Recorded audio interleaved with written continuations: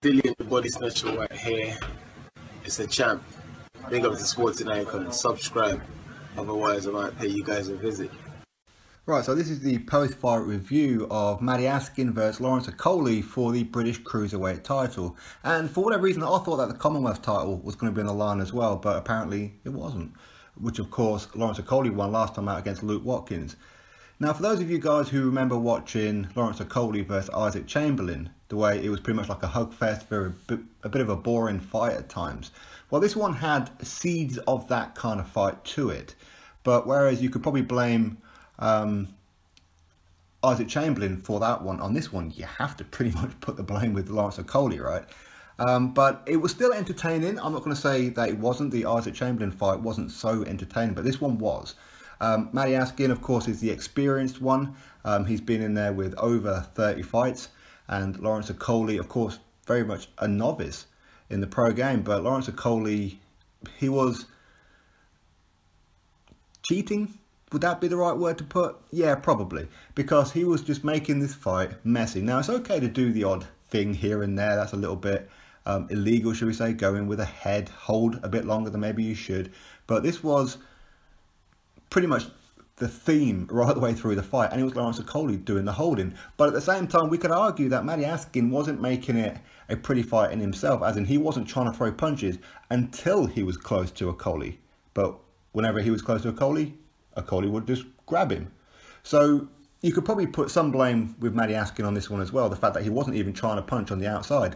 In fact, in the very first round, I only recall Matty Askin hitting Lawrence Okolie one time, and again that was in the clinch when he did it with a short left hook. But again, that was it. That's all he'd done in round number one.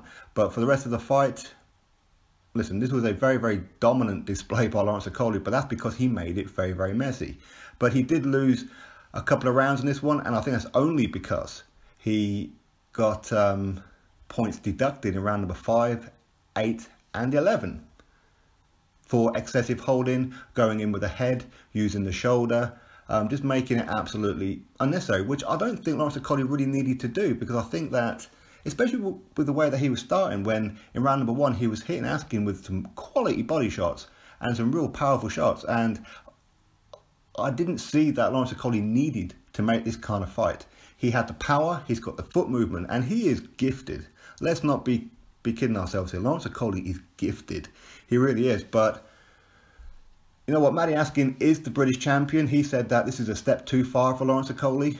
No, it's not a step too far, unless, of course, Matty Askin is on the way down. You know, I think that Matty Askin, you know, okay, so he's got like a couple of losses on his record, but he's a decent fighter, okay? But the problem is that he wasn't throwing enough punches at all in this entire fight. The only time he was doing it was when he was up close in the clinch and hitting Lawrence Okolie with some body shots.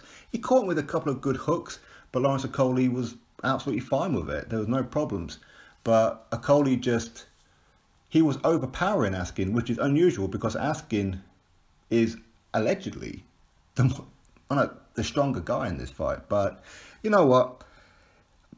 In some ways, Okolie did what he had to do, because at some point he's going to have opponents do this to him, much like Isaac Chamberlain was to a point. But difference is Okolie was actually throwing punches, but Okolie would throw a punch here and there, then tie him up, get him in a headlock, push him back to the rope, grab him, all that kind of thing. So I think Lawrence Okolie did what he had to do to win the title, but I don't know why he didn't go really for the knockout.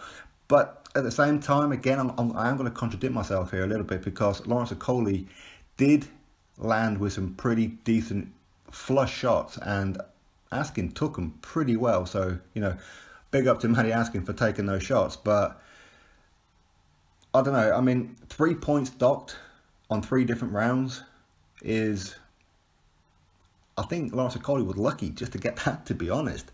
And hey, listen, I'm a huge fan of Lawrence Okolie, and I think Lawrence Okolie will be world champion at some point. And quite how he makes his way, I'm not too sure. It wouldn't surprise me if he goes to heavyweight. But yeah, I mean, Lawrence Okolie wins this fight, of course. Of course he won this fight, but he made it a very, very messy fight, which he didn't need to do, in my opinion.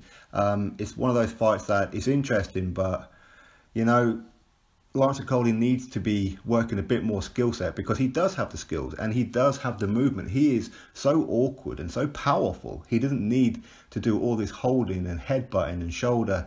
As I said, do it once in a while. You know what? It's part and parcel of the game. Okay, but to do it every few seconds of every single round, all barring round number one, even round number one, I suppose you could say it, but I wasn't noticing it too much. I was just thinking, okay, this is pretty good. You know, they're both coming in to engage. Although Matty Askin just wasn't throwing punches. And yeah, for me, Lawrence Okolie, yeah, he deserved to win this one, but ultimately some say maybe he should have been disqualified for this one, and I can't argue too much with it. But you know what, Lawrence Okolie, for me, he done enough to win this one, even though he did make it very, very dirty. So anyway, Lawrence Okolie, the new British Cruiserweight champion. Drop your thoughts below, click that thumbs up and subscribe. Catch you all on the very next video.